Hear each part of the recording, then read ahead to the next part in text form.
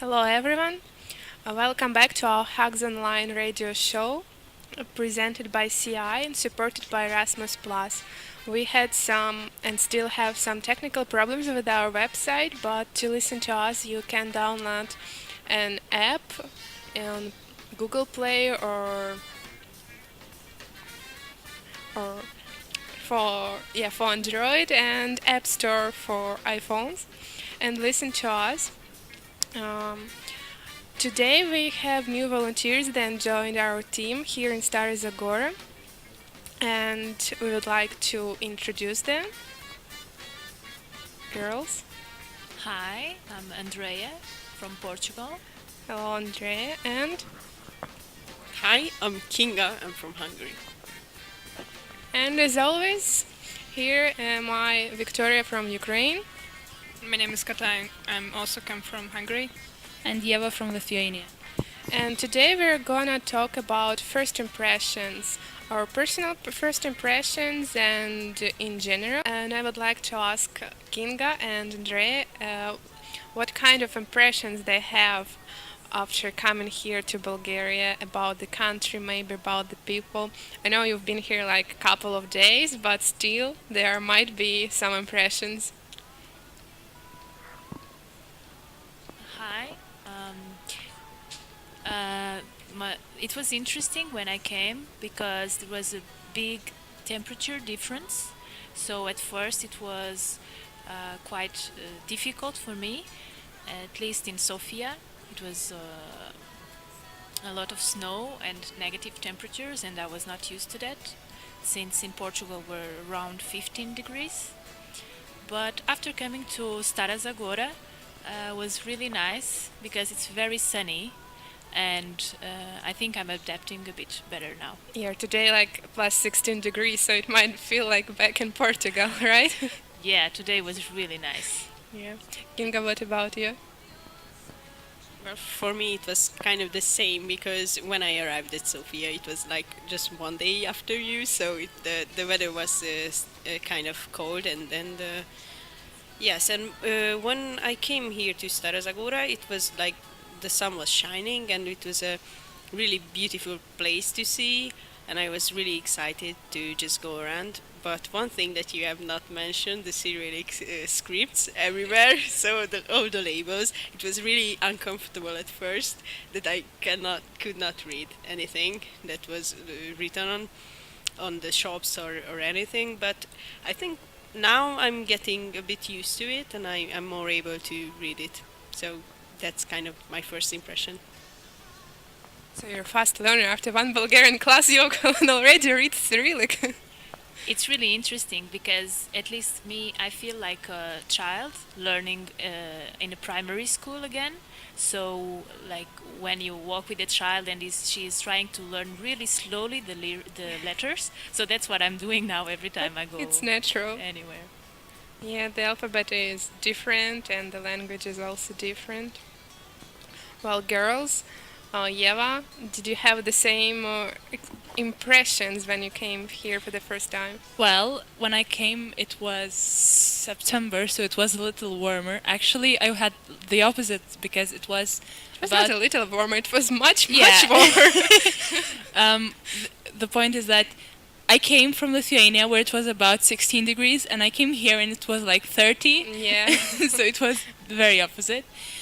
But I already knew the Cyrillic alphabet, so I could read a little, maybe slowly, but I could read it.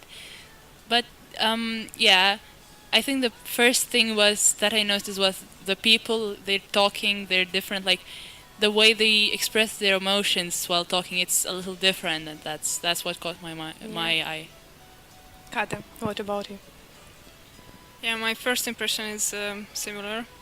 Um, so I'm stayed here 4 months ago, like Eva, and so my first impression that for the first time I traveled by plane. So so this is the first momentum that not Bulgarian. So the next topic is it was my life, and besides that, everything was new for me. So Bulgaria, the people, the language, and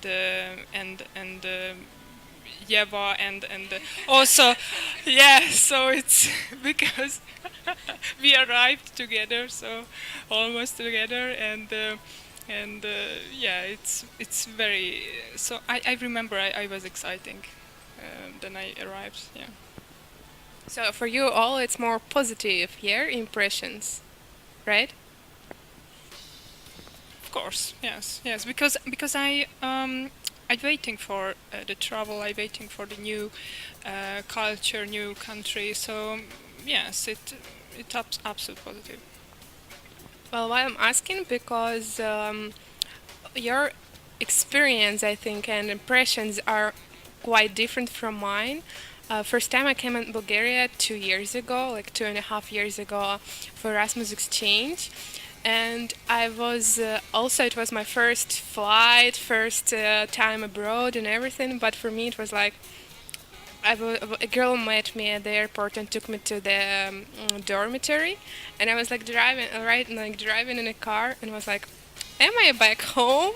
Like everything felt the same, and like the architecture that was surrounding me, like when you look out the window of the car, people, well, they speak different language, but it's Slavic language. Like we use also Cyrillic alphabet, so it's like almost the same. And the first evening when I arrived there, I didn't feel strange. I didn't feel abroad at all. Like I'm back home, just in another city. And actually, it helped me to adapt to new environment because it was still a new environment. That's why it's interesting to listen to experiences of people who come from completely different countries, environment, cultures, and everything. Well, it's interesting that you say that you felt the same about this place than when you were back at home, because actually Stara Zagora is kind of the same size and the same population city than the city I live in back home. So it was interesting to see how a city of the same size would turn out to be when it's in a different country. So yeah, but I'm looking forward to see how the town fares. So, girls, before coming here to Bulgaria, you had to apply to volunteering project. And like my question, why did you choose Bulgaria? Maybe something made an impression to you about this country that you decided to choose exactly this country, or maybe the project itself. So, what is it? Who wants to answer? For me, I wanted to choose a project that would start sooner, so I applied around December. So I wanted a project that would start in around January or February. And from Portugal, I had some projects to choose, like Sweden or Bulgaria or Romania. And I thought it would be interesting to come to Bulgaria because I don't know this part of Europe at all. I've never been here, only in Hungary for a few days. So I thought it would be interesting to come and to learn more about the culture here. And I also found the project interesting to work in schools and with children and youth. Yeah, okay. Thank you. Kinga? Well, for me, it was not really the country that I choose. It was the project, because I'm currently studying to become a teacher, and I wanted to do something with children. And then I found that there's an opportunity to come here and work with the children. And it was just when I just heard about what the tasks would be, I was like, okay, so this is mostly like my hobbies and what I want to do. So I was like, okay, I'm going to apply. So I was really glad when I could come here. So it was a perfect match for you, the project and you. Cool, that's great. Girls, do you want to repeat yourself, I think, because this question was asked before?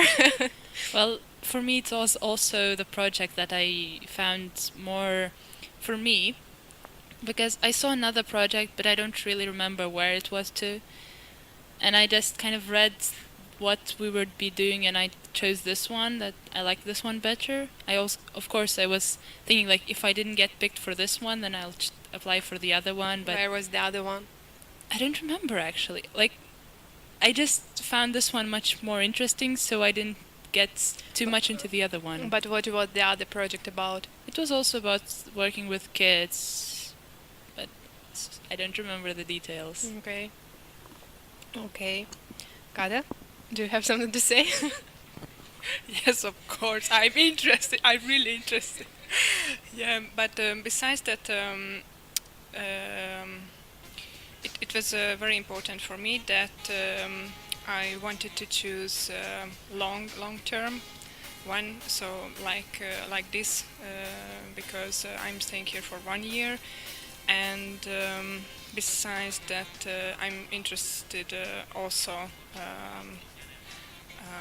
The program because I have I have been a bachelor degree, Hungarian literature, Hungarian language and literature, and later I would like to deal with children. Okay, so here, love for children when, brought us to this place, and now we're working together here. Because for me it was the same, but I even think that it mostly was like the project chose me. Because when I was looking for it, and when I went on the EVS website, I just typed Ukraine and all the projects that have it, and this one was the first one, like top rank.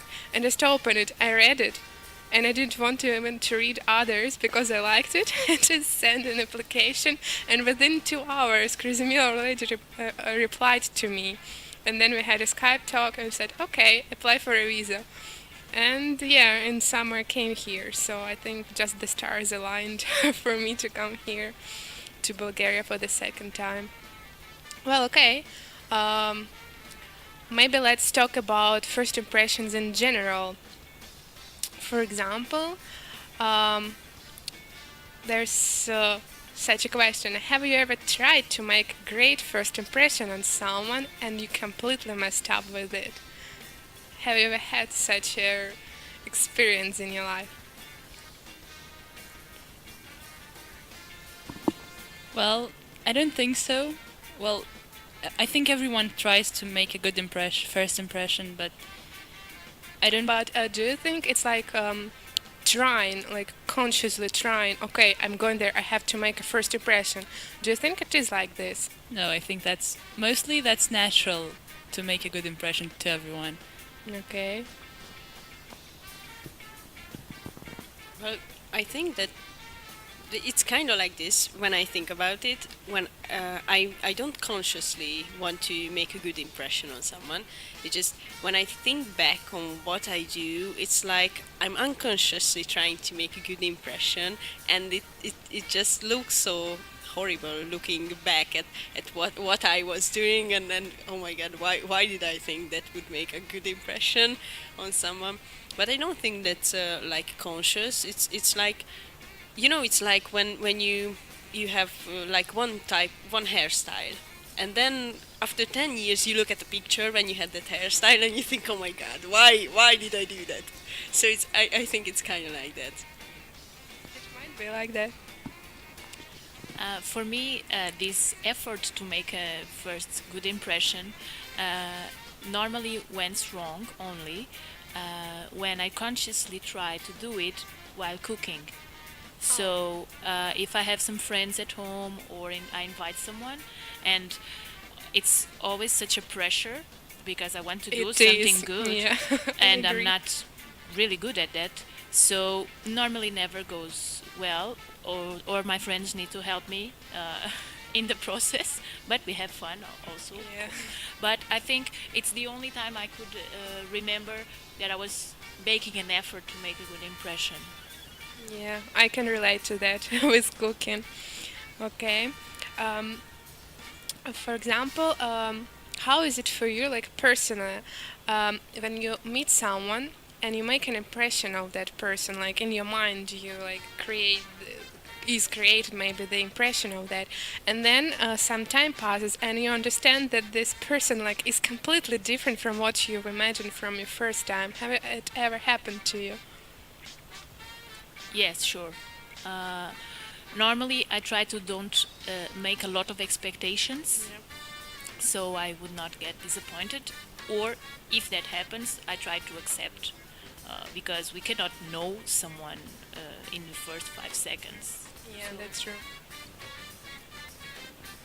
Also, I think when you meet someone, both of you tries to like, not even if not consciously, both of you tries to make like a good impression on the other one, and then after that wears off, after you get to know the person better, there might be some things that are quite different. You might be disappointed, or you might actually be surprised by the other, because what you thought was annoying was actually turned out to be just, I don't know, because of the nervousness of this first impression.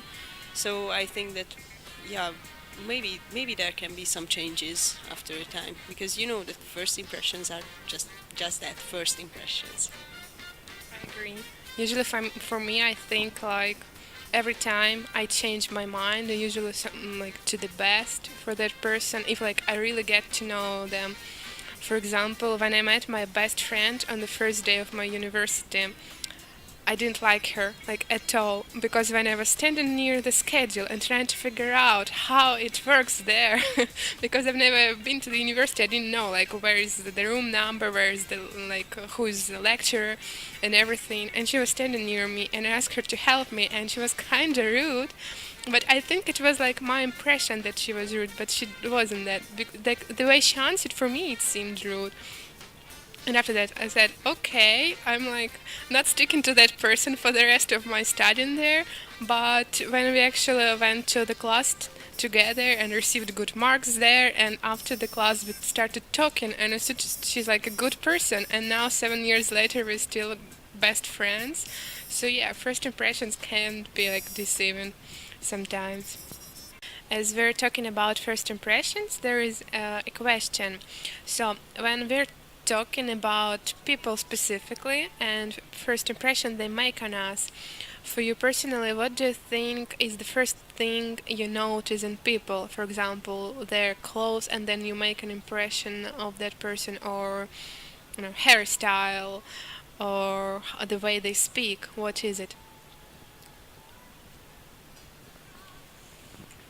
Well, for me, the first thing, the very first thing that I notice in people is whether they keep eye contact or not.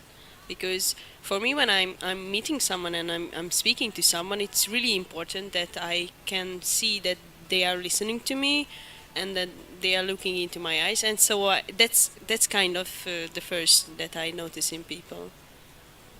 That's interesting because I didn't think about it, but I think I'll agree with you. The same for me, because for me it's more like also the behavior, how they, when you meet someone, how they react to you, the way how they react to you, and maybe then all the other stuff like clothes maybe also.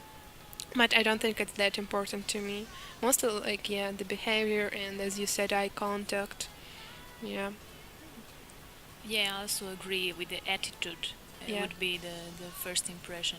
When if you talk with a person, like when you're just crossing the street and you see other people, sometimes we get some impressions also just from the hairstyle or from the clothes. Um, but it's very interesting about the eye contact that you said, because for us it's like a question of respect. If you keep eye contact when you're talking with someone, and I was last year in Thailand, and this boy was asking me, "Why are you always looking in my eyes when you speak to me?"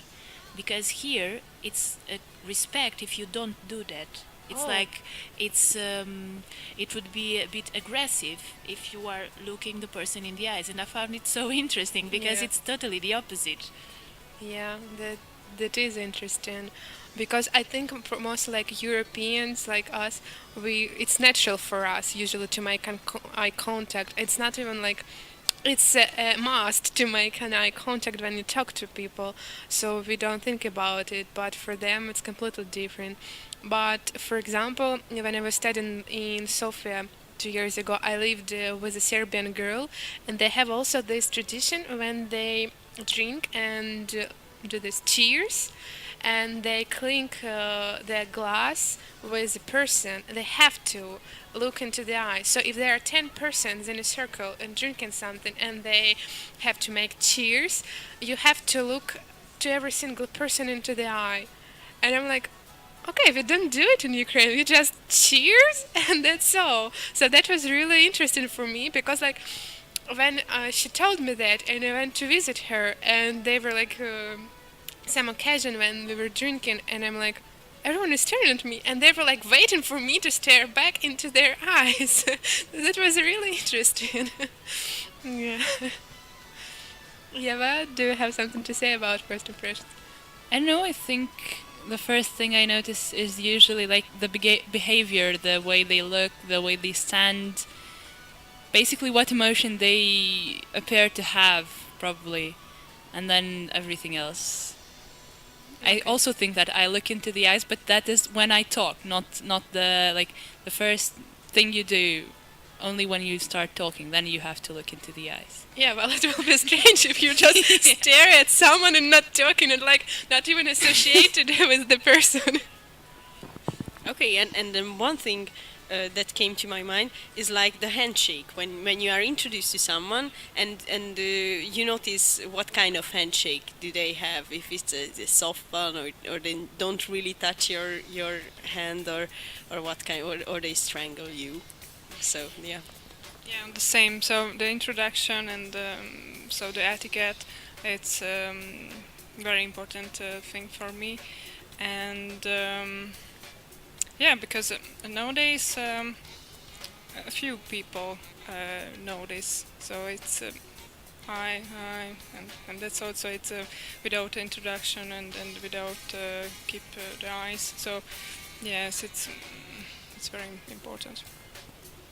Yeah, as Kinga said about handshake, I remembered when I came here, and already been like some weeks maybe into the project. So I had friends, volunteers, and some Bulgarians, and then Miguel, a Portuguese volunteer, he said about this that he said, "Did you notice that here people don't shake hands and like don't kiss each other on the cheek or like don't hug? Because I said in Portugal, like you always kiss each other on the cheek or shake hands and like." Yeah, you know, in Ukraine it's the same. It's like really warm welcoming.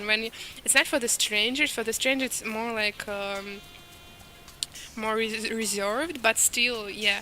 Uh, but when you know someone and it's like your friend or your family member, you always have this warm, welcoming handshake or kiss on the cheek or hug. And here, yeah, I noticed they don't do it in Bulgaria. So, like, what can you say? Like, comment about it. It's true in Portugal. If you don't know someone, it's if it's the first time, it's a more formal situation. You do the handshake, but in any other occasion, it's you give two kisses in the cheek. And there was a funny moment with me with another volunteer that I met in Portugal from Germany, and we were meeting for the first time, and he gave me the hand to give a handshake, and I was like, what's that? That's so formal. Like we are young. I was about to give him two kisses, and it felt so uncomfortable because they would never give two kisses. So I just did the handshake, and we were a bit uncomfortable with each other. But then we talked about it, and it was interesting. Actually, here I haven't noticed it yet, but I will look around now. Yeah, so when I arrived in Stara Zagora and I saw Krasimira, and I gave her a kiss on the cheek, yeah, and Krasimira surprised. What is it? So yeah, it's true. Because in Hungary, Hungarian people, this habit is normal. Okay, I just have like a short comment on that because this kiss on the cheek is so confusing sometimes because I'm doing capoeira and my teacher is Brazilian. And so there's some confusion between which cheek do you go for first.